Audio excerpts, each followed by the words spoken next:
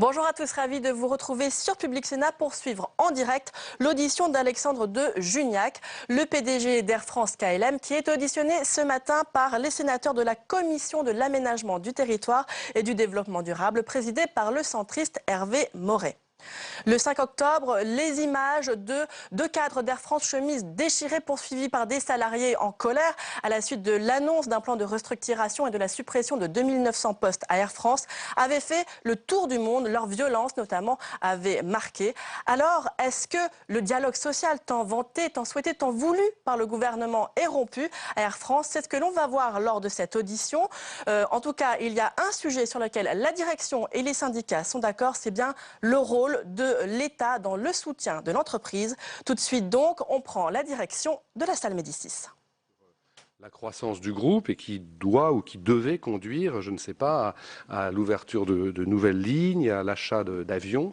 Ce plan, vous avez souhaité bien sûr le mettre en œuvre et vous êtes heurté à des difficultés en termes de négociation avec les salariés pour la mise en œuvre de ce plan, et ça vous a conduit justement à devoir présenter un plan alternatif qui est un plan très différent de ce qu'on avait évoqué ensemble, puisque c'est un plan qui prévoit la diminution du nombre de lignes, la diminution du nombre d'avions qui passerait en dessous du seuil symbolique de 100 avions, et puis surtout une suppression d'emplois assez importants, puisqu'il est question de supprimer 2900 emplois, dont 1000 dès l'année 2016.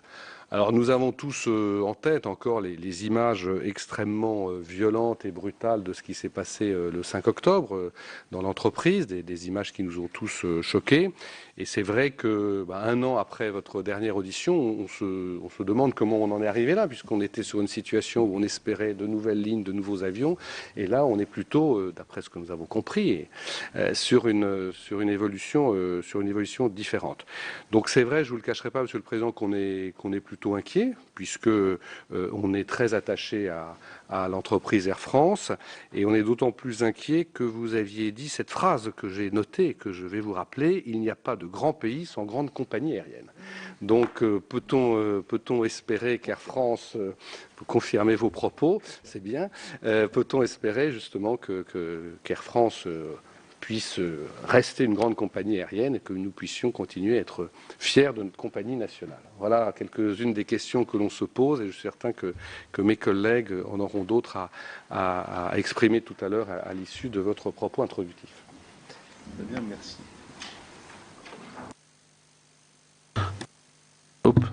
Pardon. Merci beaucoup, Monsieur le Président. Merci beaucoup de me recevoir effectivement un an après que j'ai eu l'honneur et le plaisir de venir parler devant vous. Quelques points en guise de propos introductifs, et bien sûr après, je serai à vos dispositions pour répondre à toutes les questions que vous pourriez avoir. Premier point, un élément sur l'évolution, et très rapidement, parce que je m'étais étendu cette question déjà du transport aérien, sur la situation d'Air France KLM, à la fois ses atouts et ses faiblesses, sur le bilan du plan précédent, plan Transform, et sur ce que nous voulons faire avec le plan Perform et la méthode que nous avons adoptée. Sur le transport aérien, vous avez évoqué ce que je m'étais permis de retracer devant vous. C'est un secteur qui a plusieurs caractéristiques, dont deux sont très très importantes pour nous. C'est un secteur qui est très intense en capital. C'est-à-dire la valeur de nos immobilisations sont très fortes et les besoins d'investissement sont énormes, puisqu'il faut acheter des avions. Il faut acheter des équipements, qui sont plutôt très coûteux. Et donc, c'est un secteur qui exige un niveau d'investissement qui est très élevé. Deuxièmement, c'est un secteur qui est caractérisé par une concurrence extrêmement forte, vous l'avez rappelé, où on est effectivement pris un peu en tenaille, compagnie du Golfe sur le haut de gamme, compagnie low cost en Europe. Concurrence qui a peut-être deux caractéristiques nouvelles par rapport à ce que le transport aérien connaissait il y a disons, une vingtaine d'années. La première caractéristique, c'est qu'il y a maintenant, dans le monde, une dizaine de grandes compagnies qui, durablement, et c'est le mot durablement qui est nouveau, sont capables de générer des résultats positifs importants, permanents.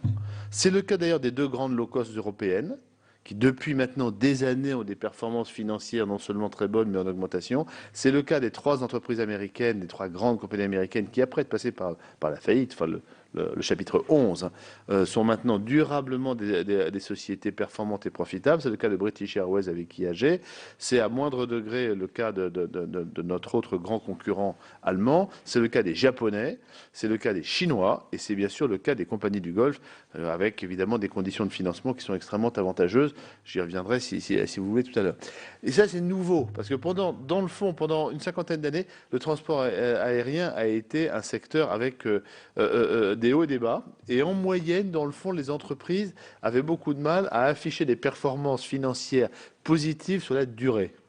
Or là, on a un groupe de 10 grandes maisons qui sont capables, depuis maintenant un certain temps, d'avoir de solides performances et une solide santé financière. C'est très important pour nous parce que dans le fond, si nous voulons tenir la compétition mondiale et la course qui est menée par ces grandes compagnies, il faut que nous ayons le même niveau de performance financière, sinon nous n'aurons pas les mêmes moyens pour investir ou pour participer à la consolidation du secteur. Donc ça, c'est absolument clé pour nous, pour que Air France reste en première division, si vous m'autorisez cette comparaison footballistique. Par ailleurs, nous sommes, comme beaucoup de secteurs, touchés, et c'est aussi une opportunité pour nous par la révolution numérique, qui exige des investissements marketing et en technologie de l'information qui sont extrêmement forts, et qui amènent à un changement assez radical des rapports que nous avons avec vous les passagers, puisque dans le fond, nous vous connaissons plus avant, plus intimement. Et donc, on peut faire beaucoup, on peut vous proposer beaucoup plus de choses qui sont adaptées à vos besoins, mais ça exige une évolution assez profonde de nos méthodes de commercialisation, d'approche marketing et de relations avec vous. Alors, où en est Air France KLM dans ce paysage?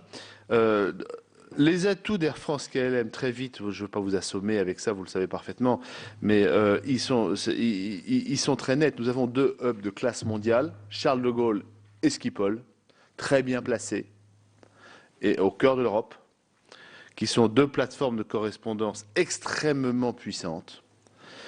Nous avons le premier réseau intercontinental depuis l'Europe et de loin.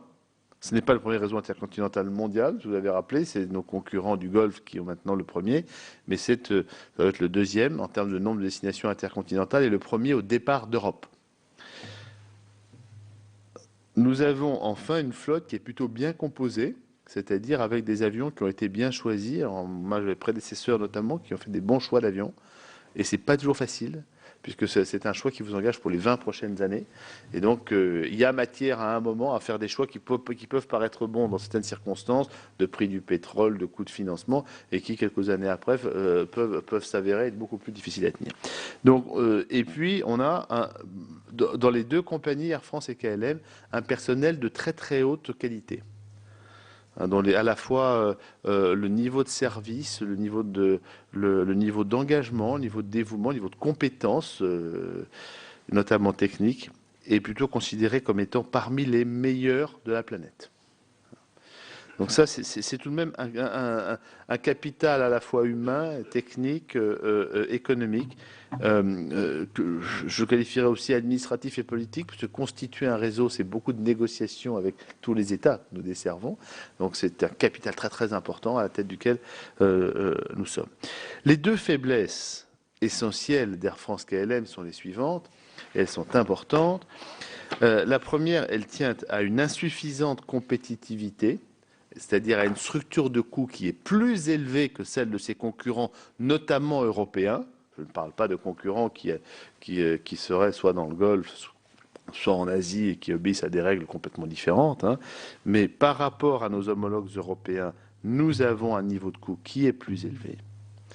Et par voie de conséquence, deuxième faiblesse importante, des niveaux de performance économique et financière qui ne nous placent pas dans les 10 premières compagnies que j'ai citées tout à l'heure qui mènent la course, alors qu'en nombre de passagers, nous sommes toujours la compagnie numéro 5. Mais on voit bien que pour tenir cette course, ce rythme effréné, il nous faut des moyens à la hauteur de ceux de nos concurrents. C'est pour ça que nous avons mis en place, c'est mon 3e point, donc 2 plans, transforme, Perform. Transform est terminé. Et il a permis à la compagnie, et moi j'en suis particulièrement fier, et au groupe Air France KLM de renouer, vous l'avez vu il y a quelques jours, avec des résultats positifs après des années de pertes.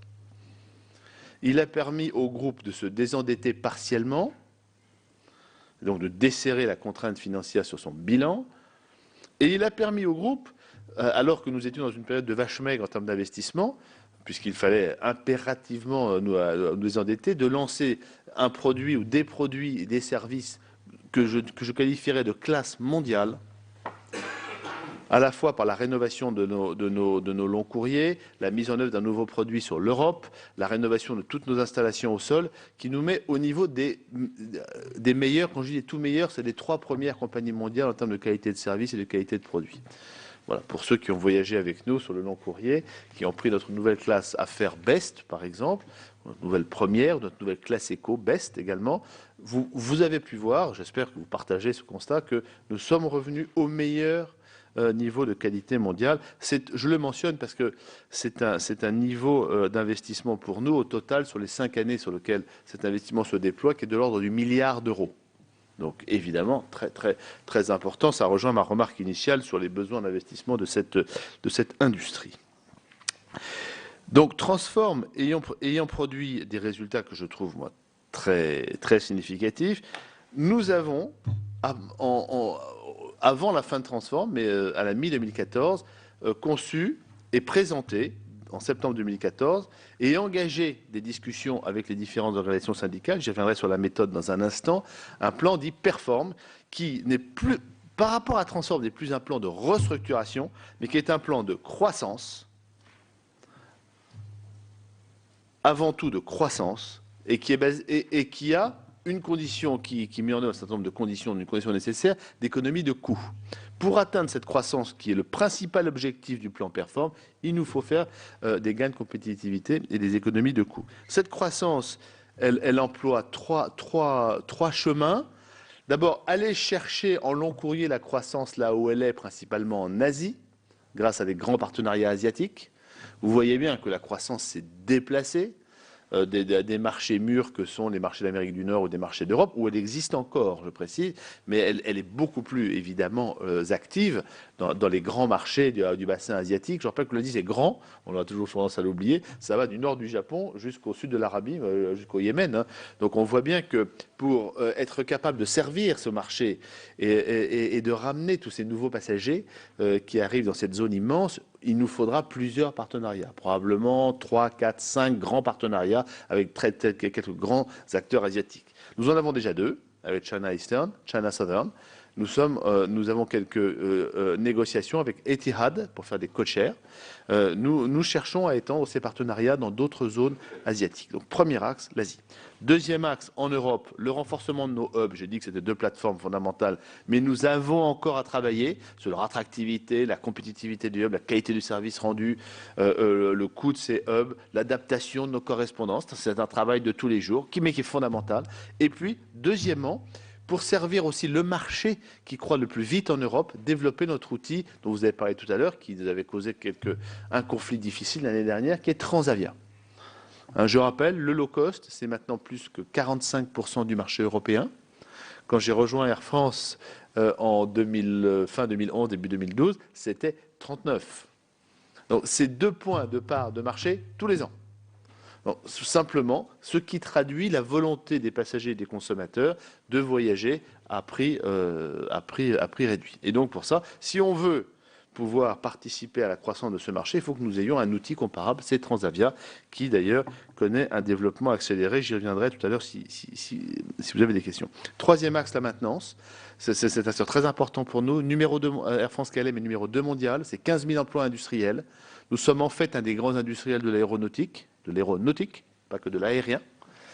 Et nous sommes numéro 2 mondial avec une croissance à 2 chiffres, une profitabilité forte. Nous servons énormément de compagnies dans le monde, à la fois pour le maintien en conditions opérationnelles de leurs équipements et la réparation de leurs équipements aéronautiques et le maintien et la réparation de leurs moteurs, où nous avons une expertise mondialement reconnue sur l'ensemble des continents. Donc voilà les trois éléments de croissance. ces trois pistes de croissance, elles se conjuguent avec le deuxième volet du plan Perform, c'est continuer l'amélioration de notre produit. Pourquoi je pense que c'est stratégiquissime, si je puis dire, si vous m'autorisez ce superlatif, pour Air France KLM, c'est que nous opérons à partir de pays avec des coûts élevés.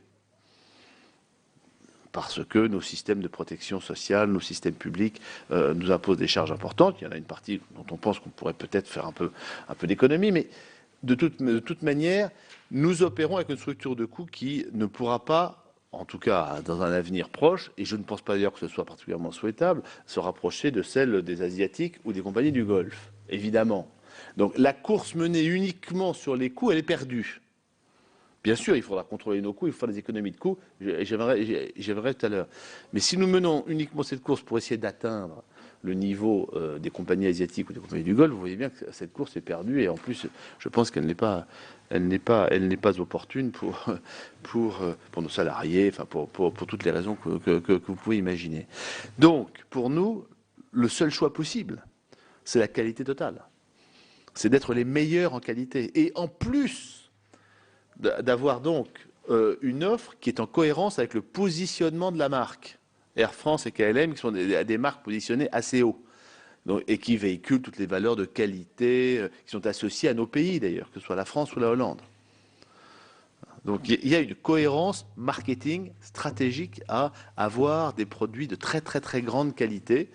Je ne prétends pas à l'originalité d'ailleurs, hein, puisque dans d'autres industries, le choix de la qualité est aussi le choix qui est privilégié du fait de la structure de coût et de la structure de compétitivité du pays. Hein. Mais en plus, il est très très cohérent avec le positionnement de la marque et les valeurs véhiculées par nos deux pays. C'est pour ça que je crois que c'est un autre élément stratégique important. Troisième élément, les coûts. Il faut baisser nos coûts, c'est la condition nécessaire pour atteindre cette croissance et d'ailleurs investir dans notre produit. Il faut qu'on ait des coûts plus faibles pour nous ramener au meilleur niveau européen. Le meilleur niveau européen pour nous, c'est, disons, nos concurrents de l'Ouest, si vous voyez ce que je veux dire, dans les îles proches de nous, voilà, qui se sont, j'ai pas beaucoup parlé du nom de mes concurrents, excusez-moi, j'ai un peu de mal, qui ont montré la voie, après d'ailleurs une restructuration qui a été très longue et très forte. Bon, je vais les citer maintenant, mais British Airways et Iberia, maintenant mariés ensemble, ont procédé à des mesures de restructuration importantes et reviennent maintenant très très fortement sur le marché, avec à la fois des performances économiques et financières remarquables, une croissance, une ouverture de lignes, d'achat d'avions. Enfin, le retour de British Airways et d'Iberia est une des grandes nouvelles du transport aérien en Europe. Et nous les voyons revenir d'ailleurs sur les destinations que nous servons.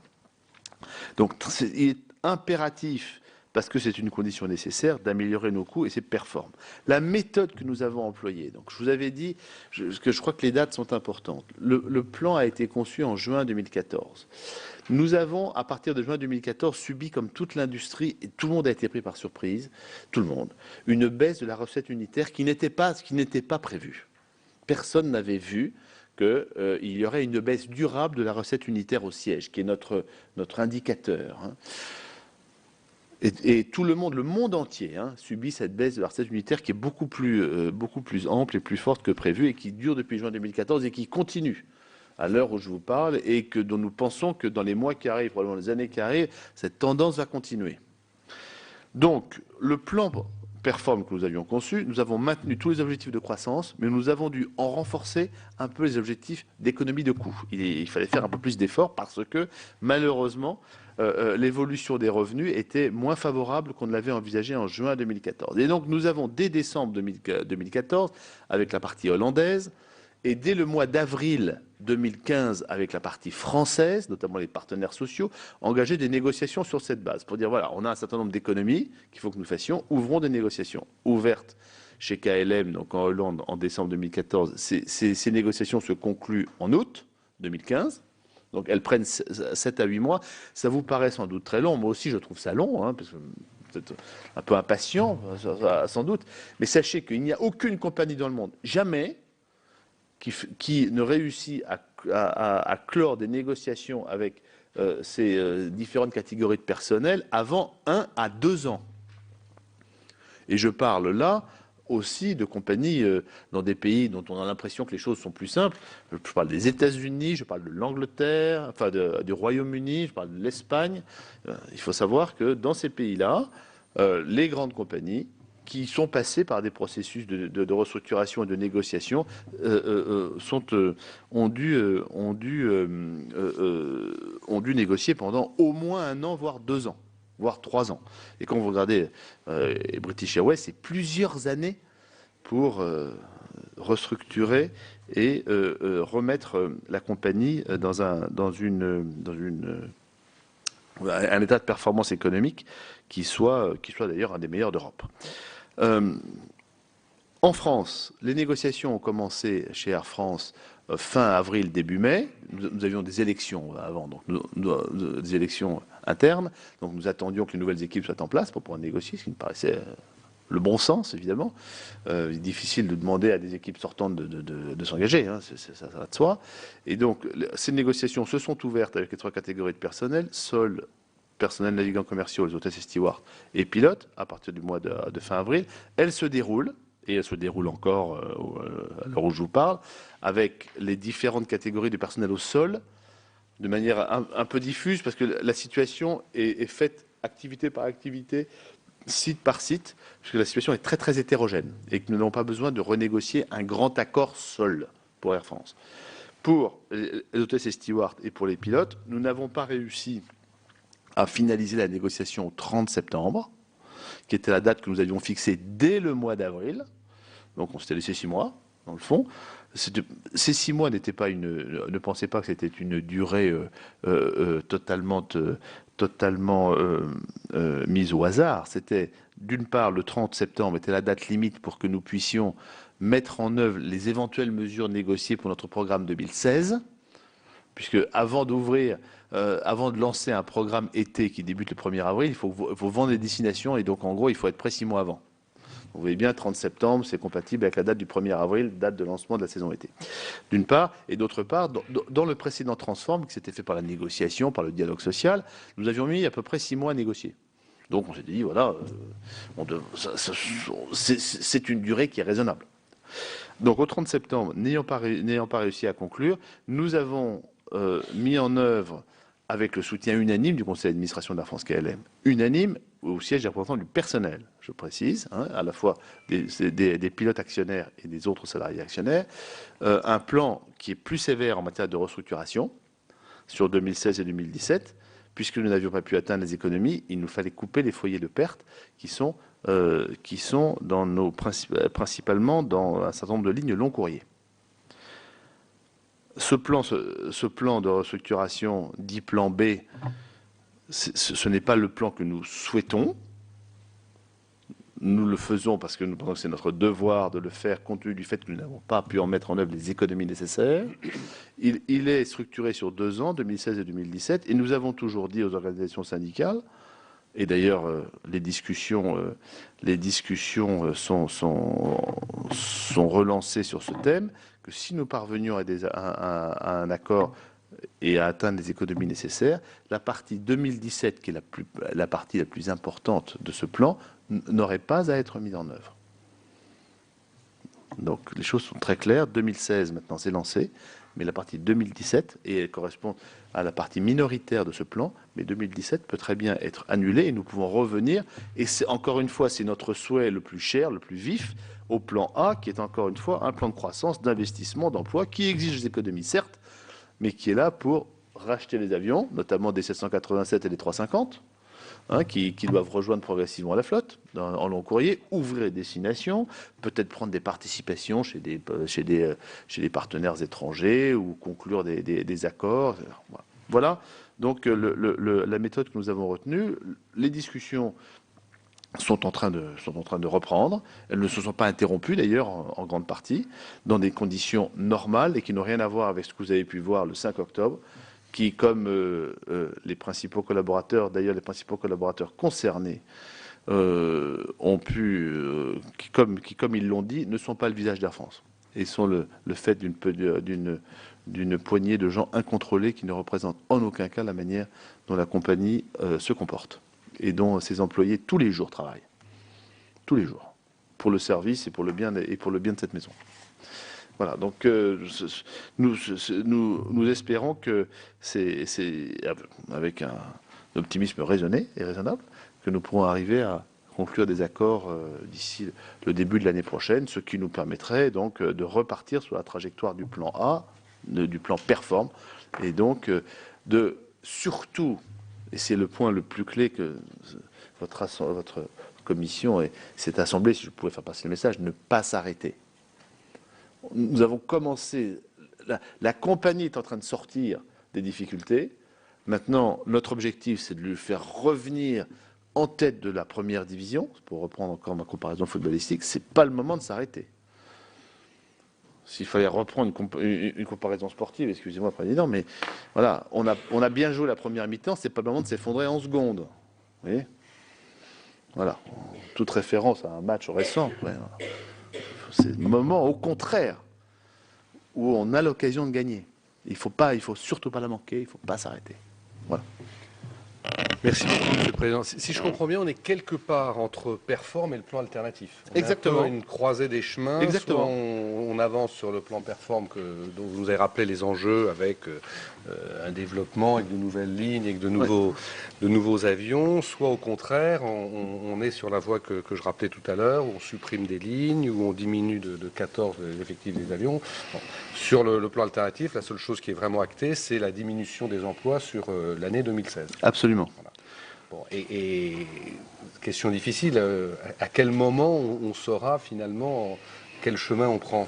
Nous sommes... Quel calendrier, quels événements C'est-à-dire que le début de l'année prochaine, le début 2016, constitue, alors ça peut être janvier ou février, constitue la limite au-delà de laquelle, pour nous, il faudrait avoir conclu les accords pour mettre en place les mesures d'économie que nous aurions négociées, et que je pense qu'on va réussir à négocier, comme on a réussi à le faire avant.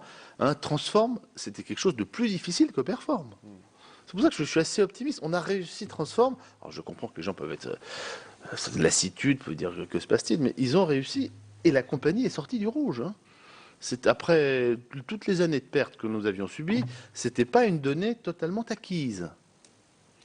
C'était pas une donnée acquise. Donc, ils ont fait des efforts très remarquables. Et donc, moi, je pense qu'en janvier-février, quand on aura conclu, et je l'espère, des accords qui me paraissent satisfaisants, on aura complètement éliminé la restructuration 2017. On repassera sans aucune difficulté dans la partie perform croissance, investissement. Et dernière question, avant de donner la parole à mes nombreux collègues. Sachant, si je puis me permettre, pardon, excusez-moi, je mets juste un point. Le point important, c'est que pour nous, dès la deuxième partie 2017-2018, on peut commencer à réembaucher, notamment des pilotes.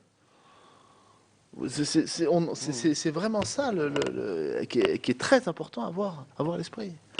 2017-2018, on peut commencer à réembaucher. Alors, moi, je considère qu'il est fondamental dans une compagnie dans laquelle on n'a pas embauché depuis des années que nous recommencions à embaucher des jeunes. C'est absolument clé pour l'avenir de cette maison. Et en lien avec ce que vous disiez, est-ce que le résultat positif que vous avez observé, je crois, au 3e trimestre, est une hirondelle qui fait le printemps, ou est-ce que c'est purement... Non, c'est deux choses. D'abord, tout le monde a fait des très bons résultats, la Lufthansa, British Airways, Delta, tout le monde, parce qu'il y a des facteurs macroéconomiques qui étaient favorables. On a eu tous un très bon été, il y a eu une très forte demande en été, donc tout le monde en a profité, et un prix du baril qui a baissé. Donc ça nous a beaucoup aidé. Mais nous n'aurions jamais fait ces résultats sans Transform. Jamais.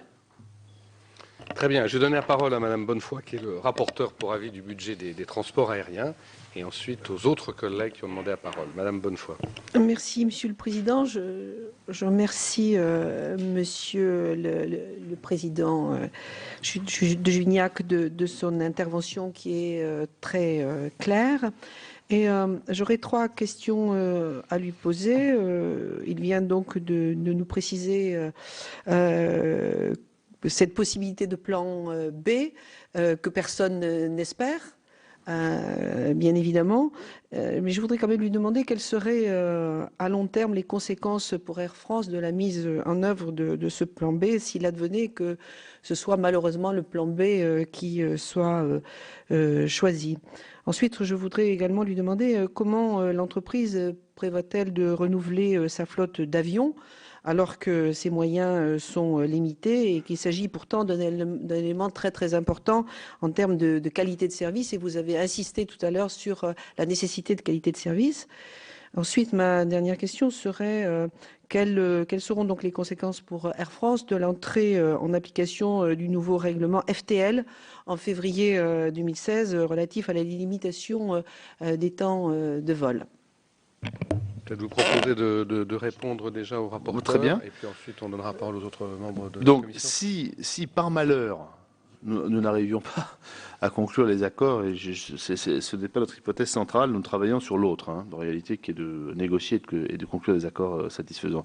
Les conséquences du plan B, ce serait la disparition de 14 avions de long courrier, sur une flotte qui en compte 105, 106, et donc la fermeture soit de lignes, soit la baisse de fréquence, soit la désaisonnalisation de certaines lignes long courrier. Vous voyez, pour réduire la présence ou comment dire, la desserte long courrier, on a 3 moyens. On saisonnalise ou on désaisonnalise, c'est-à-dire que vous servez l'été pas l'hiver, pour faire simple. Voilà, ça c'est saisonnalisé. Soit vous baissez la fréquence, vous aviez 3 fréquences sur telle destination, vous en mettez 2. Soit vous fermez la route. Évidemment, on essaye de ne fermer la route qu'en dernière extrémité, parce que vous voyez bien que après la reconquête est plus compliquée. La reconquête commerciale, c'est plus difficile. Mais évidemment, si le plan B devait être mis en œuvre, nous serons amenés à fermer certaines routes et à diminuer notre nombre d'avions. En réalité, s'il fallait dire les choses un peu différemment et dans une perspective plus longue, le plan B décale de 2 à 3 ans le retour à la croissance de cette maison. Vous voyez, parce qu'il faut d'abord éliminer les foyers de perte qu'on pensait pouvoir éliminer par la négociation. Voilà, c'est aussi simple que, plus simple que ça en fait. Deuxième point, le renouvellement des avions.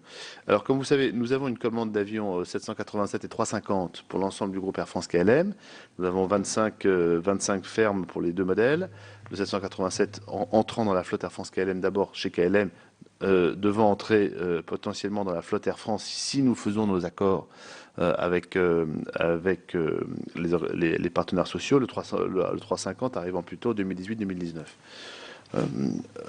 Nous avons quelques avions qui rentrent en ce moment encore de long courrier, notamment, là je parle que du long courrier, des 777, et nous renouvelons notre flotte court et moyen courrier régulièrement. Donc il n'y a pas de, là-dessus, il n'y a pas d'inquiétude à avoir, sachant qu'il y a, je voudrais juste introduire cet élément pour l'Assemblée qui est important. Dans un avion, le fait d'avoir un nouveau modèle a beaucoup de vertus pour l'exploitation, la maintenance, le coût en carburant, ce qu'on appelle nous le coût au siège. Et donc c'est beaucoup pour ça qu'on achète des nouveaux modèles. C'est pour diminuer le coût au siège, soit en maintenance, soit en carburant, soit parce que aussi certains modèles sont mieux adaptés à certaines destinations. Parce que vous n'avez pas toujours besoin de 500 sièges pour toutes les destinations, vous avez parfois besoin de 200, etc. Bon. Mais vu du passager, les nouveaux modèles, à l'exception peut-être du 380 qui bénéficie encore, comment dire, d'une image un peu particulière, vu du passager, c'est assez neutre. En réalité, le passager s'intéresse plus à la manière dont on a rénové la cabine, qui ça est indépendant du modèle en réalité, enfin qui n'est pas complètement lié à la nouveauté du modèle. Vous pouvez avoir des modèles anciens avec des cabines neuves qui plaisent beaucoup aux passagers. Donc en termes de qualité de service et de qualité du produit, vu du passager, encore une fois, vu du passager, la cabine c'est presque encore plus important. Alors c'est pas pour ça que l'investissement est faible, mais il faut savoir que dans nos analyses et puis dans les enquêtes qu'on mène, ce phénomène est très très clair. Ça ne veut pas dire qu'ils sont complètement étrangers au modèle d'avion, mais en général, c'est la cabine d'abord. Et on comprend bien pourquoi d'ailleurs. C'est assez logique dans le fond.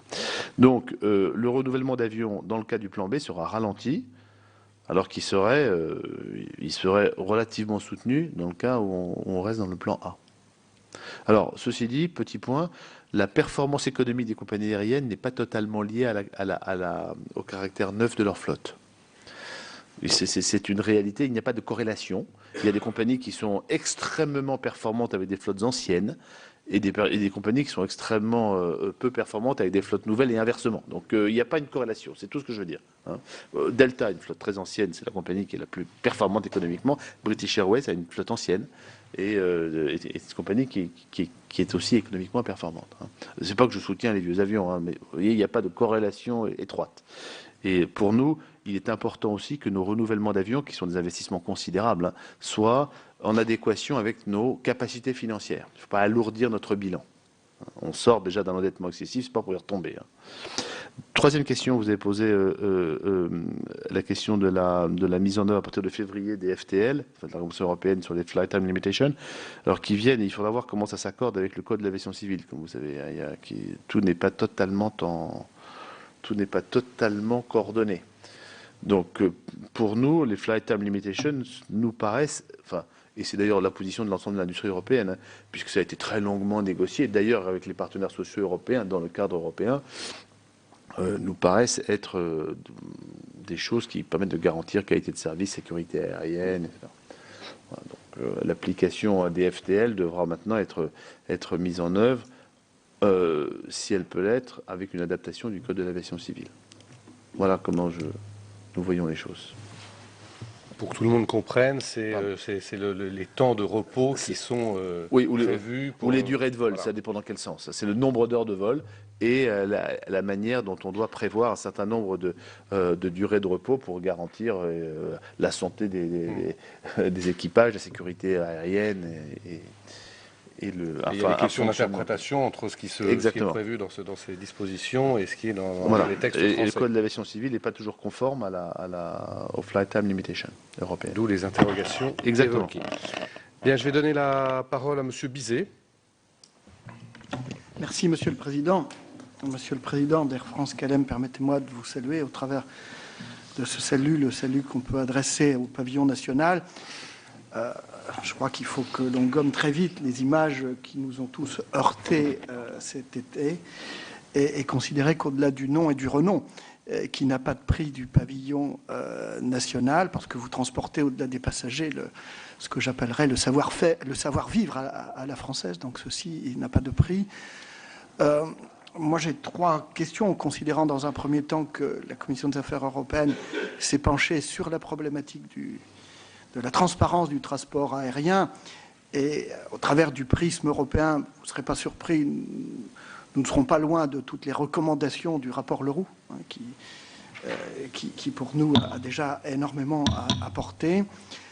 Je voudrais, sans déflorer, bien évidemment, puisque ce sera le 19 de ce mois que nous allons présenter les conclusions de ce rapport d'information, vous demander, premièrement, si les négociations que vous devez avoir avec l'État vous amènent à avoir véritablement un plan de vol de l'État. Un plan de vol de l'État sur ce que veut l'État français sur le transport aérien, notamment le pavillon national. Ma question est un petit peu provocatrice. J'estime que depuis une dizaine d'années, il n'y a pas de plan de vol pour la compagnie nationale, donc ceci explique un petit peu cela. Vos rapports avec ADP, quand je vois que depuis encore une dizaine d'années, on augmente sans cesse les taxes aéroportuaires, donc c'est un petit peu au détriment je dirais, du pavillon national. Quand je regarde sur l'année passée, le bénéfice d'ADP plus de 400 milliards et le déficit du pavillon près de 200. Je suis inquiet de la capitalisation boursière qui vous met en une certaine fragilité, si vous voulez, sur la scène internationale. Donc, ma question, je reviens, je fais abstraction de certaines taxes, etc., qui partaient d'un bon sentiment, mais qui s'avèrent au fil du temps essentiellement, je dirais, à la charge de votre pavillon. Donc, est-ce que vous avez véritablement espoir d'avoir un plan de vol de la part de l'État? La deuxième question, est-ce qu'au niveau de la Commission européenne, vous avez pu engager des démarches pour dénoncer les distorsions de concurrence manifestes de ces compagnies? Troisième question, en ce qui concerne les compagnies low cost, là encore, est-ce que par rapport à vos concurrents, type le concurrent irlandais, où en sont, si vous voulez, vos contentieux sur deux sujets importants, les travailleurs indépendants et puis les aides indues des collectivités locales. Voilà, j'en reste là, il y aurait tellement beaucoup de choses. Oui, il faut laisser des questions pour nos collègues et notamment pour Monsieur Filleul qui a demandé la parole. Oui, merci Monsieur le Président. Écoutez, on a déjà beaucoup d'informations en même temps. Nous vous recevons souvent et on a suivi évidemment vos propos sur Transform, Perform. On a beaucoup d'espoir sur une évolution positive. Nous sommes inquiets malgré tout, tout en sachant plutôt que vous êtes pris dans une espèce d'effet de ciseaux entre les low cost qui ont l'air de se porter plutôt bien et puis les compagnies du Golfe qui jouent sur la partie, comment dirais-je, la plus prestigieuse de la compagnie. Vous savez, nous, comme la plupart des Français, Air France fait partie c'est un peu comme la SNCF, fait partie des grandes sociétés auxquelles on fait référence. En même temps, on est inquiet. Moi, je voudrais savoir, sans être trop long, parce que nos collègues vont poser d'autres questions, nous avions noté un grand retard sur Transavia.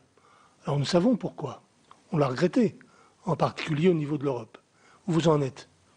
Je sais que je crois avoir lu qu'il y avait une soixantaine d'avions, mais quand on voit le nombre d'avions de la concurrence, ça fait peur, quoi. Comment progressez-vous alors que nous savons que globalement, selon l'IATA, la croissance aérienne, c'est un niveau de 6-4%, enfin, des niveaux extrêmement élevés. Quelle est votre part dans ces évolutions-là? Et puis, comment dirais-je, je voulais vous dire aussi que, bon, voilà, on connaît le problème d'Air France, on est inquiet, en même temps, vous avez une volonté qu'on connaît. Malgré tout, le choc, on a vécu deux chocs récemment, celui de l'annonce du plan B et puis les violences dans l'entreprise. Et ça, comment dirais-je, ce moment-là nous a marqué, clairement, nous a marqué parce que ce sont des événements qui portent comment dirais-je, une vision de la France par rapport aux autres entreprises étrangères, quelles qu'elles soient, une vision éthérée de notre pays qui n'est pas ça la réalité. Vous l'avez dit, mais je le pense aussi. Comment vous allez retrouver cette sérénité dont votre compagnie a besoin? Les personnels de votre compagnie, dont vous avez souligné la grande qualité, ont fait beaucoup d'efforts. Hein. J'ai noté qu'il y a eu en gros 8000 suppressions d'emplois, y compris avant que vous soyez à la tête de cette maison. Parler de 2900, c'est beaucoup. Le plan A, 1000, c'est aussi énorme. Voilà, tout cela nous inquiète. Donc, voilà, comment vous allez travailler et quel est le rôle du gouvernement dans cette période-là aussi? On est attentif à tout cela. Dernier point d'actualité, une autre actualité, vous avez pris des mesures à la suite de l'explosion en vol de l'Airbus russe. Avez-vous des précisions à nous apporter? Si vous avez pris des précautions de sécurité, sans doute avez-vous quelques précisions de par vos experts. Merci. Je donne la parole à Monsieur Pointreau. Oui, merci, Monsieur le Président. Moi, je voudrais bien sûr remercier le président de Juniac sur les propos qu'on pourrait qualifier de rassurants, mais qui, j'espère, vont se traduire dans les réalités dans les prochaines années. Moi, je constate quand même qu'Air France, malheureusement, n'est plus la grande compagnie qu'on a pu connaître voilà quelque temps, et on est dépassé par un certain nombre de compagnies en termes de prix, de services, comme Air Emirates, qui offre des prix et des services largement au-dessus d'Air France. Moi, j'ai deux questions concernant l'ouverture du capital de la compagnie et notamment de la maintenance qui serait offert à Etihad, d'après ce que j'ai pu comprendre. Air France Industrie apparemment est aujourd'hui débordé de travail et on voudrait vendre finalement ce qui est peut-être le plus rentable à Etihad. C'est quelques rumeurs qu'on a pu entendre ça et là, pour essayer d'avoir finalement une sous-traitance qui coûterait moins cher à Air France. Ça, c'était la première question. La deuxième question, moi, je voudrais que vous puissiez nous dire la vérité sur le statut, notamment des personnels navigants. Moi, j'ai vu récemment dans Le Point, je ne sais plus si c'est celui de la semaine dernière ou d'il y a 15 jours, qui démontrait que les salaires des pilotes, des copilotes et du personnel navigant sont largement plus élevés que dans toutes les autres compagnies étrangères et que le nombre d'heures de vol était moins élevé de toutes les autres compagnies. Évidemment, les personnels d'Air France contestent ces allégations et nous font valoir que, par exemple, pour la Lufthansa et KLM, le départ en retraite est plutôt à 58-60 ans, alors que Air France est beaucoup plus tard, c'est plutôt 65 ans. Qu'ils volent largement autant que leurs collègues étrangers, c'est-à-dire autour de 850 heures, qui est la limite légale d'heures en France, et qu'il y a un certain nombre de pilotes et de copilotes, on dit une cinquantaine, qui devraient arrêter leur vol avant la fin de l'année parce qu'ils ont déjà atteint ils sont dans les butées légales qui sont atteintes au niveau de leur heure de vol. Alors, je voulais savoir la réalité des choses, parce qu'on a besoin de savoir aussi. Vous savez qu'on est tous confrontés parfois à ce genre d'allégations, on l'a vu y compris au Sénat. Si nos pilotes et copilotes coûtent plus cher qu'ailleurs, est-ce que ce n'est pas aussi un problème franco-français, à savoir les charges sociales, à savoir ce qu'a dit mon collègue, les redevances de plus en plus importantes d'ADP, la taxe dite Chirac supplémentaire. Donc voilà, si vous pouviez nous éclairer un peu sur tout cela, ça serait tout à fait intéressant. Merci. Je vais donner la parole à Monsieur Nègre. Merci.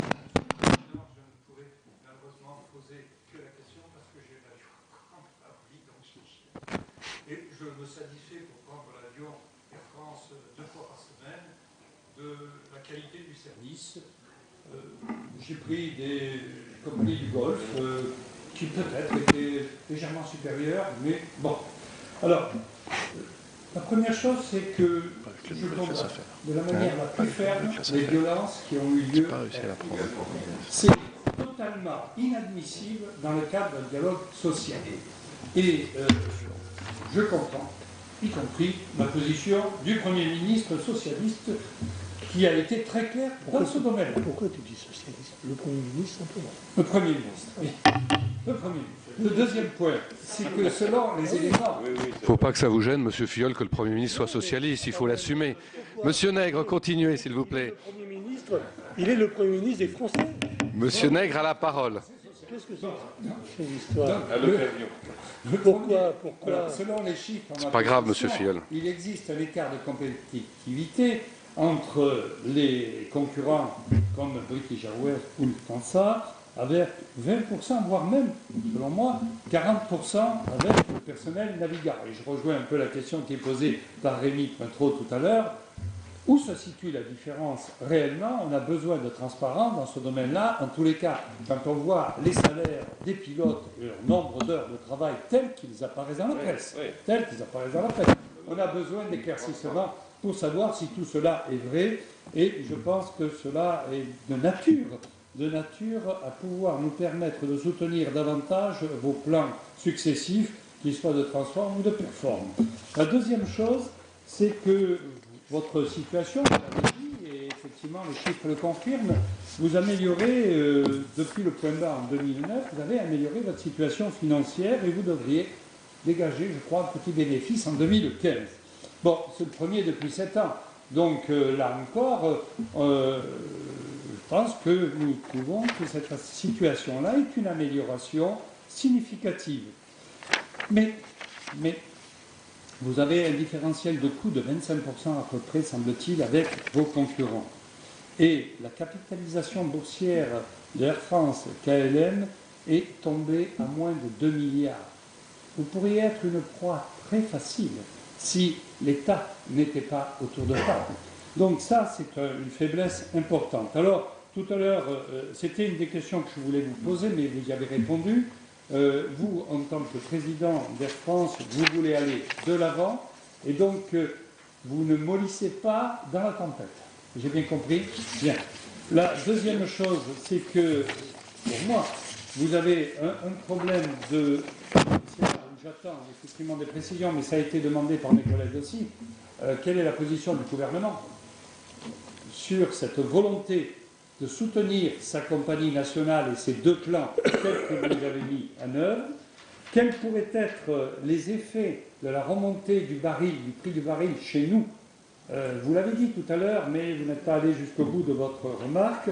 Et je terminerai par 2 choses. La première, c'est que je me félicite de l'accord qui a été passé le 3 novembre entre Air France et la métropole de Nice-Côte d'Azur, qui nous permettra d'explorer de nouveaux marchés comme la Russie, les États-Unis, la Chine ou le Brésil. Et puis enfin, ma conclusion, c'est qu'on est dans l'aviation dans un système de cimetière des éléphants. Regardez la Belgique, regardez la Suisse, regardez l'Italie où les compagnies nationales ont disparu. Nous avons encore Air France. Donc nous devons tout faire pour que la compagnie réussisse. Et nous sommes là pour vous aider. Merci Monsieur Nègre. Je donne la parole à Madame Didier qui sera le dernier intervenant. Merci Monsieur le Président. Monsieur Juniac, merci pour cet exposé qui était très clair. Première question que je souhaiterais vous poser. On a évoqué le capital de 2 milliards, notre collègue Nègre. Pouvez-vous nous rappeler quelle est la structure exacte de votre capital? Je sais que l'État est à 17%. On a évoqué aussi les cimetières des éléphants et vous avez parlé de société durable. Pouvez-vous nous expliquer ce que vous entendez par là très précisément?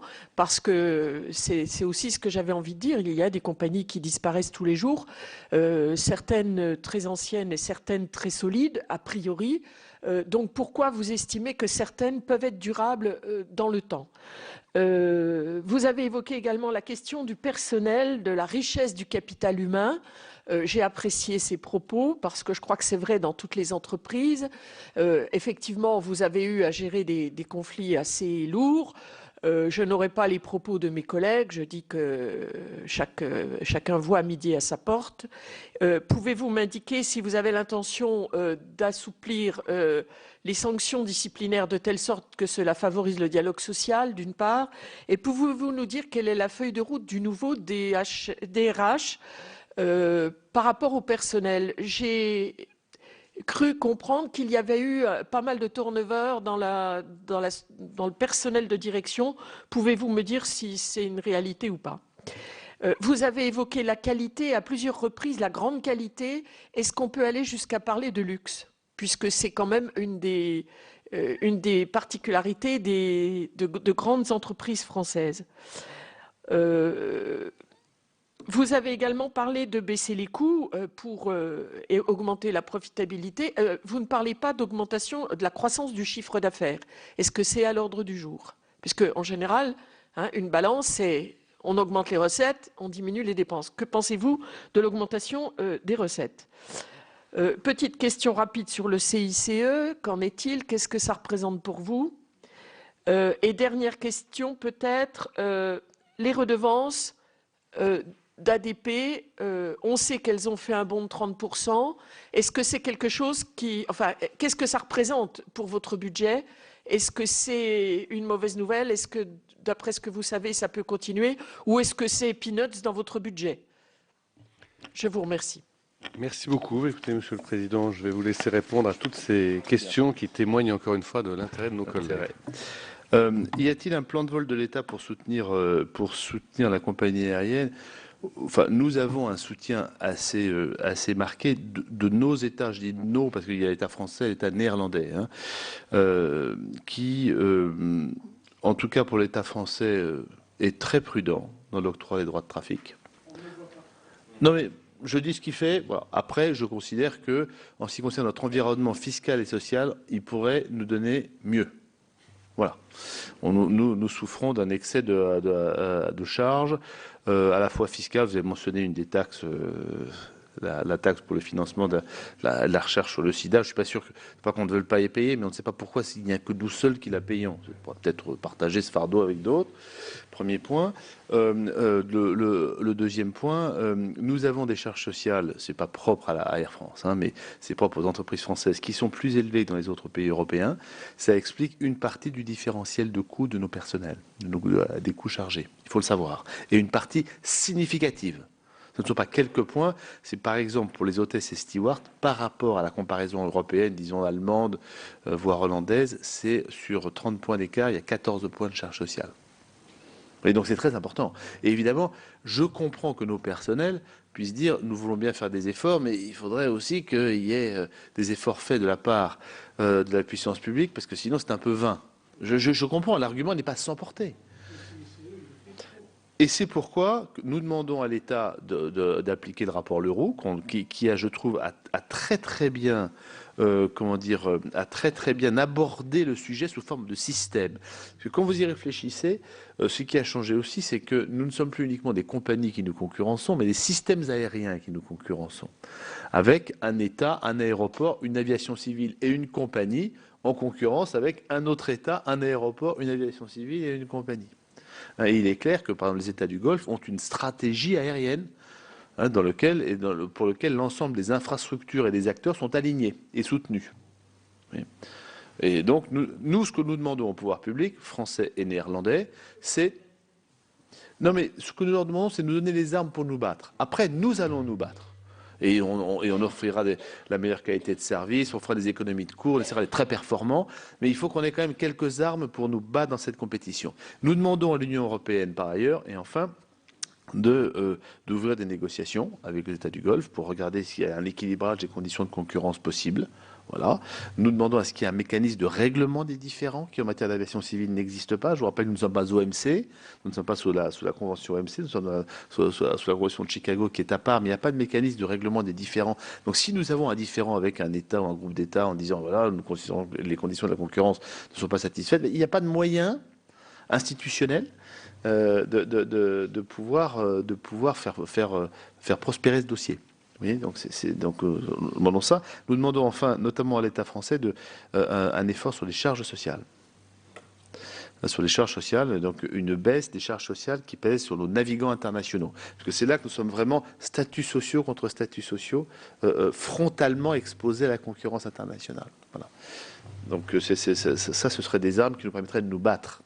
Vous voyez, efficacement, et de pouvoir maintenir les deux pavillons, français et hollandais, au meilleur niveau mondial. Parce que c'est vrai que ces deux pavillons sur les aéroports internationaux, ça fait quelque chose quand on est loin. Hein, quelque part. Il y a les trois couleurs, dans un sens ou dans l'autre d'ailleurs, pour les deux pays, enfin, sachant que pour KLM, c'est le bleu clair qui est important. Sur les compagnies, où est-ce que nous en sommes avec les compagnies low cost sur les divers contentieux? On peut dire que l'ensemble des réclamations et des contentieux qui ont été faits, non seulement par Air France, mais aussi par Lufthansa principalement, hein, ont amené les compagnies low cost à, disons, appliquer globalement le droit. Alors, pas toutes et pas toujours dans des conditions parfaites, mais disons, on a ramené progressivement les compagnies low cost, disons, dans un environnement juridique, social et fiscal qui commence à être, disons, normal. Premier point. Sur les aides des collectivités locales, comme vous savez, la Commission européenne a publié une barémisation de ces aides, par taille d'aéroport, en gros. Je pense que cette barémisation nous paraît pouvoir être acceptée. sachant qu'il est difficile, évidemment, vu, et là, pardon, je sors complètement de mon rôle, je me mets un instant à la place d'élus locaux, que vous êtes bien davantage que moi, donc pardon d'entrer sur un territoire, parce que je suis très très fragile, hein, mais je peux comprendre que vous ayez à cœur que les villes puissent être desservies par une compagnie, et que engager des fonds publics pour ça peut se comprendre. Après, il faut que ça reste dans des limites raisonnables et transparentes. C'est ça qui nous paraît très important. Raisonnable, transparente. Voilà. Et que ce soit accessible à d'autres si les autres veulent desservir. Et pas uniquement à des compagnies irlandaises, pour faire court. Voilà. Sur Transavia, vous avez posé la question du retard de Transavia. C'est vrai que Transavia est encore un acteur qui est petit. Ça n'est plus un nain. Hein, et je rappelle qu'en 2018-2019, Transavia aura au moins 80 avions, probablement pas loin de la centaine. Donc nous ne serons plus un petit acteur, nous ne serons pas encore Ryanair ni EasyJet, pour faire simple. Pardon de prononcer ces noms qui me... Ouais, ça, hein, voilà. Mais on sera un acteur significatif. Transavia se développe en France, à la suite de l'accord que nous avons signé après la grève avec le syndicat des pilotes.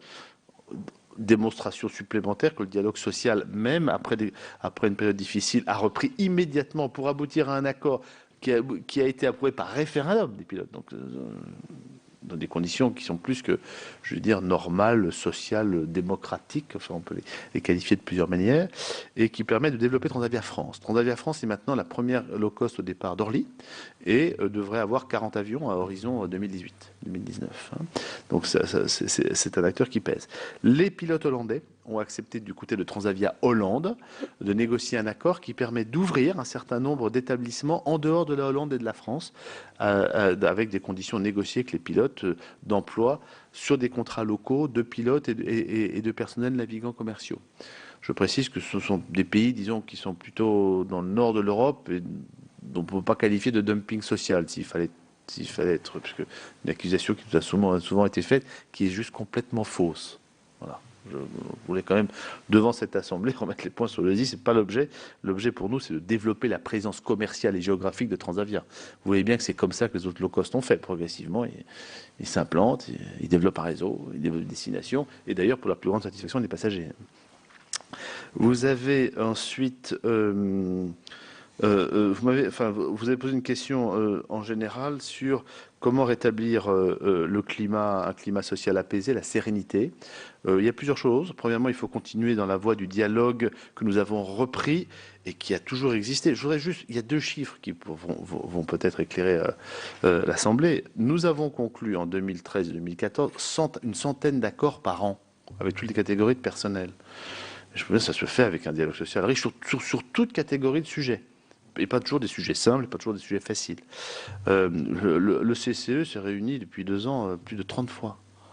Donc il y a un dialogue permanent, les instances fonctionnent, et effectivement, les événements inqualifiables hein, qui se sont produits le 5 octobre, c'est quelque chose qui est une espèce d'exception tragique, mais une exception dans un dialogue social qui fonctionne. Mais le dialogue social ne veut pas dire qu'on est toujours d'accord sur tous les sujets tout le temps. Parfois, il y a des sujets plus difficiles que d'autres. Voilà. En ce moment, on a une négociation qui n'est pas facile, des discussions qui ne sont pas faciles, mais dont je vous ai dit que j'étais assez optimiste pour que nous trouvions une issue favorable. Vous avez parlé de l'Airbus, enfin de l'accident de l'Airbus au-dessus du Sinaï. Hein. La mesure prise immédiatement par Air France et KLM, c'est de ne pas survoler le Sinaï en l'absence de connaissance des causes. Donc maintenant, on attend le résultat des enquêtes menées par les 3 organismes en charge et qui vont faire parler les boîtes noires pour savoir quelle est l'origine précise de cet accident, sachant qu'on est évidemment sur des questions de sécurité ou de sûreté, de passage dans des passagers, dans l'avion ou du fret, sur les questions de régions de survol, évidemment, et puis évidemment de sécurité aérienne de manière générale, ultra vigilant. Et vous savez qu'on est même en matière de repérage des avions, plutôt avec Air France, maintenant assez en avance sur le positionnement permanent et le repérage de nos avions dans le monde entier. Vous avez, vous m'avez posé une question, sur l'ouverture de la maintenance à Etihad. Il n'y a aucun projet d'ouverture de la maintenance à Etihad. Comme je vous l'ai dit, c'est un des axes principaux de croissance de la maison. Hein. Il y a un des 3 axes, 15 000 emplois, ça marche très très bien. pas le moment de... Voilà. Non. Non, bien sûr. Ce qu'on espère un jour, c'est pouvoir maintenir les avions d'Etihad. Ça, c'est autre chose. Comme on le fait pour Air China, ou pour Air Canada, etc., ou pour Ethiopian. Si vous êtes sur nos lignes de maintenance de réacteurs, vous verrez, c'est assez frappant. Le réacteur Ethiopian suit le réacteur Air Canada, qui est lui-même précède le réacteur Air China. C'est assez prodigieux hein, comme succès, quand on y pense. Vous avez, il y a eu 2 questions sur quel est en gros le vrai statut du personnel navigant. Alors, devant vous, je vais pas pouvoir le détailler, c'est extrêmement compliqué. Mais si je pouvais faire quelques éléments de remarque. Sur les pilotes, la rémunération de nos pilotes est une rémunération variable. C'est-à-dire qu'il y a un minimum garanti et ensuite les pilotes sont payés à l'heure de vol. Donc, plus les pilotes volent, plus leur rémunération augmente, mais aussi moins il y a d'heures de vol, plus leur rémunération diminue. C'est une rémunération qui est purement variable. Le point que nous négocions avec les pilotes, c'est de dire, en fait, le coût à l'heure de vol, pour nous, est un peu élevé, est trop élevé. Donc, ce que nous vous demandons, et c'est la même négociation avec les personnels navigants commerciaux, ces hôtesses et stewards, c'est êtes-vous prêts à voler davantage sans qu'on puisse vous payer davantage? Je conviens, c'est une mesure difficile. On ne prend pas de gaieté de cœur. Et nous la prenons parce que dans la comparaison que nous faisons avec les autres compagnies aériennes, le coût du cockpit ou le coût à l'heure de vol est plus élevé à Air France. Et donc, on veut se ramener à une moyenne, disons, européenne. La moyenne anglaise ou la moyenne allemande. Alors, évidemment, après, de très nombreux paramètres interviennent, mais qui peuvent influencer directement ou indirectement ce coût à l'heure de vol. Vous avez parlé de l'âge de la retraite. Les pilotes français partent à la retraite à 65 ans. C'était à 60 ans en 2011, ça a été monté à 65 ans. Les pilotes hollandais partent à 56 ans. Ils viennent de remonter l'âge à 58. Hein, et les pilotes, je sens au risque de me tromper, mais je ne crois pas, les pilotes allemands, c'est 56 ans. Avec d'ailleurs une négociation très très difficile menée par Lufthansa sur l'augmentation de l'âge de la retraite des pilotes allemands. Voilà. Mais quand on a fait et on l'a fait très très très sérieusement entre experts du transport aérien qui ont analysé des données sous la limite de ne pas franchir le droit de la concurrence bien sûr, hein, mais dans les données qu'on échange, quand nous positionnons Air France et KLM pour les personnels navigants commerciaux et pour les pilotes par rapport à un échantillon que nous avions pris de Delta, British Airways et Lufthansa, puis on avait pris Emirates juste pour avoir une idée de l'écart possible, on s'aperçoit qu'on est malheureusement assez souvent les plus élevés, les plus coûteux. Et donc c'est pour ça que nous avons déterminé un effort d'économie à faire pour chacune des catégories de personnel, en fonction de ces comparaisons qu'on a essayé de faire le plus sérieusement possible. Et encore une fois, le diable est dans les détails là-dessus. Parce que le nombre de jours d'engagement est important, la date des vacances, le calcul de la durée de service, le temps de service en vol. Mais à quel moment est-ce qu'on calcule la paye? Est-ce qu'on fait l'uniforme avant, après, ou on passe la sécurité? La formation, les coûts de formation, comment est-ce qu'on rémunère les coûts de présence au sol quand on demande Il y a énormément de choses. Hein. Donc c'est pour ça que je suis confus de ne pas répondre quelque chose de très simple. Ça n'est pas simple. C'est même tout sauf simple, pour être simple. pour être direct. Alors, le gouvernement a toujours fait preuve d'un soutien dans cette crise difficile hein, que nous avons subie depuis 5 octobre, d'un soutien à la fois à la nécessité de réformer Air France, je crois que le Premier ministre a été extrêmement clair, nécessité de réformer, nécessité de négocier. C'est absolument parfait, c'est exactement ce qu'on fait. Donc, je veux dire, pour l'instant, je considère que ce soutien est parfaitement aligné avec les besoins et la politique de la compagnie. Vous avez posé une question sur l'effet du baril. Donc, une augmentation du prix du baril aurait-il un effet négatif? En général, oui, parce que mais pour toute l'industrie, pas spécialement pour Air France, pour toute l'industrie, une augmentation du prix du baril est négative. Il faut savoir que, à l'inverse, la recette unitaire que nous percevons, enfin sur le prix de nos billets, elle évolue aussi de manière assez corrélée avec le prix du baril. Quand le baril baisse, la recette unitaire baisse, et inversement, quand le baril monte, la recette unitaire monte. Parce que d'abord, nous mettons en place des surcharges carburant. D'autre part, les grandes compagnies pétrolières et les grandes lignes pétrolières sont beaucoup plus fréquentées. Et puis troisièmement, des comportements un peu, comment dire, agressifs de prix qui pourraient être poussés par un prix du pétrole trop bas, qui existent actuellement, hein, ne sont plus répandus lorsque le prix du pétrole remonte. Parce que là, les gens ne peuvent pas jouer avec les prix de manière aussi, avec les prix des billets, de manière aussi agressive. Ça m'amène d'ailleurs à une question qui a été posée, madame, sur le chiffre d'affaires et la recette. Comme vous le savez, notre chiffre d'affaires, c'est à la fois un prix multiplié par un nombre de passagers qui est lié à la capacité de siège que nous mettons en service. Ce qu'il faut savoir, c'est que plus vous mettez de capacité de siège, malheureusement, plus les prix baissent. C'est assez logique, hein, vous augmentez votre offre de siège, donc ça a plutôt tendance à faire pression sur les prix. Donc actuellement, on a eu un chiffre d'affaires qui a légèrement augmenté, mais doucement, avec une capacité qui a plutôt été en croissance et des prix qui ont plutôt baissé. Alors, par ailleurs, évidemment, le niveau de prix est aussi déterminé par le volume des capacités mises par nos concurrents. Et c'est un des sujets et une des raisons pour laquelle la recette unitaire baisse depuis maintenant 1 an, c'est qu'il y a trop de capacités dans le monde. On met trop de sièges en vente. Et donc, comme on met beaucoup de sièges en vente, le prix du siège baisse. Et notamment vers l'Europe, et ça vient aussi, et beaucoup, des compagnies du Golfe, hein, qui reçoivent un avion long courrier par semaine, qui ne font pas voler exclusivement au-dessus du désert, donc qui vient voler aussi au-dessus de l'Europe, donc offrir des capacités importantes. Alors c'est très bien pour Airbus, ou pour Boeing, mais évidemment pour nous, c'est un niveau de capacité qui déséquilibre le marché.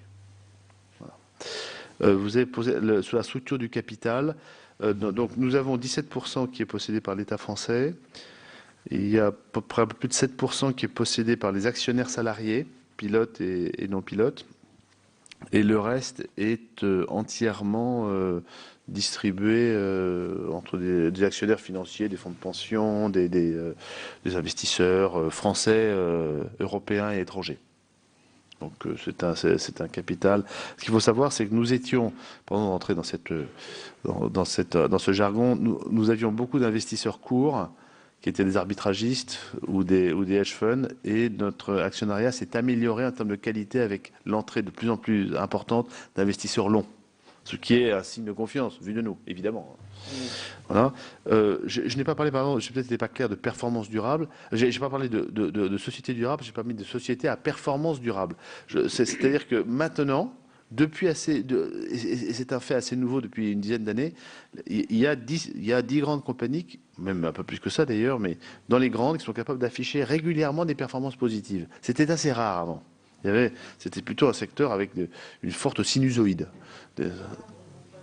Non, je prétends pas ça, mais au moins, ce que je prétends, c'est qu'ils ont des performances qui sont importantes. Je ne dis pas qu'elles vont être posées, mais qui sont importantes, en tout cas très supérieures à nous, et durablement. Donc ça leur donne un niveau de moyens qui est supérieur au nôtre.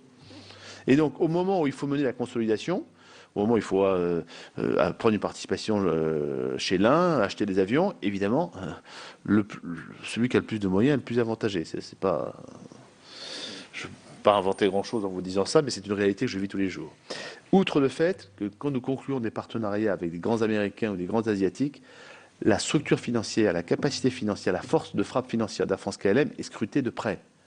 Parce que nos partenaires se demandent si nous sommes le bon Européen avec qui discuter. Ce qui est dans le fond la même question que je me pose avec eux. Voilà.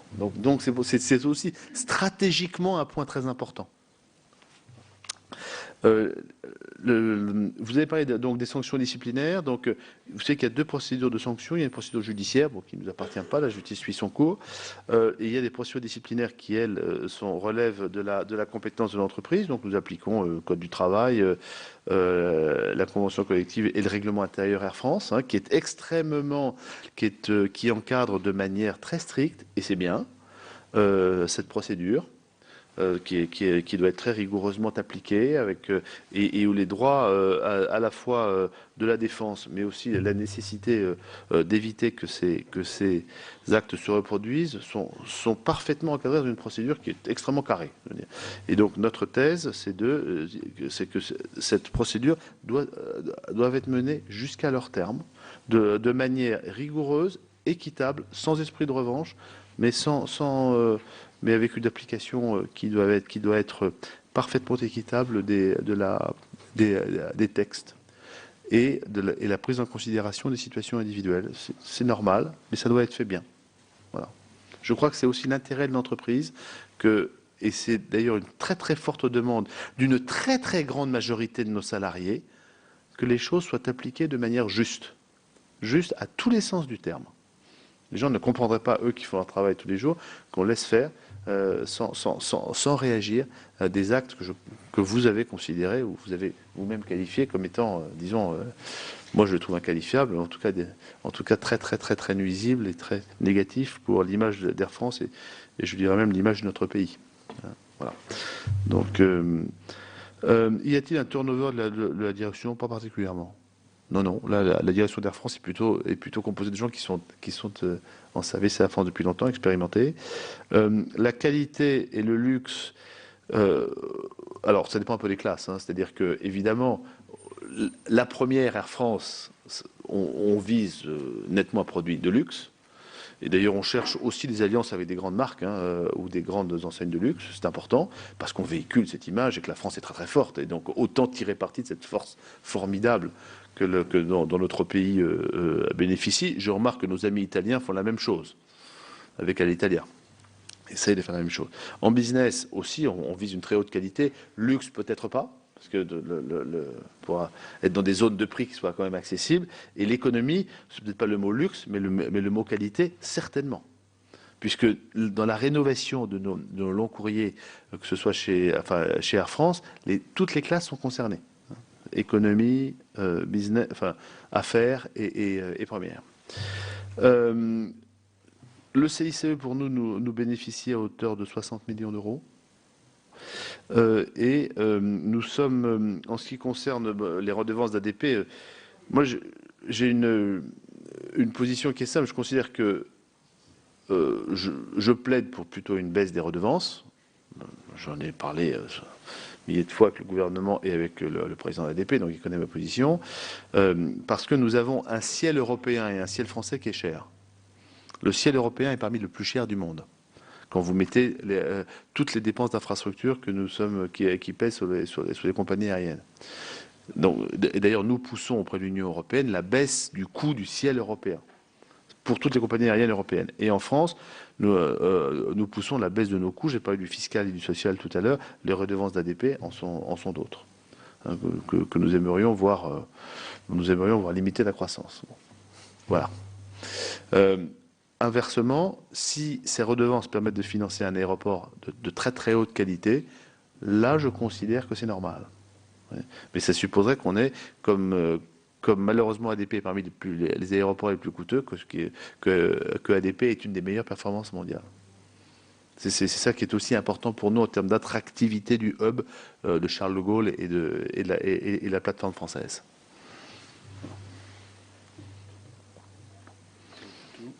Je crois que vous avez répondu présent à toutes les questions. Il me reste à vous remercier du temps que vous nous avez accordé, des réponses que vous avez apportées. Et puis on espère que quand vous reviendrez nous voir, ce sera avec des très bonnes nouvelles, avec la nouvelle selon laquelle le plan alternatif n'a pas été mis en œuvre, la nouvelle selon laquelle les résultats positifs observés au troisième trimestre 2015 se sont concrétisés. Parce que comme vous l'avez compris, nous sommes attachés à Air France et nous souhaitons bien sûr à votre entreprise et à vous-même le meilleur. C'est une très grande fierté pour nous en tout cas. Voilà. Merci beaucoup.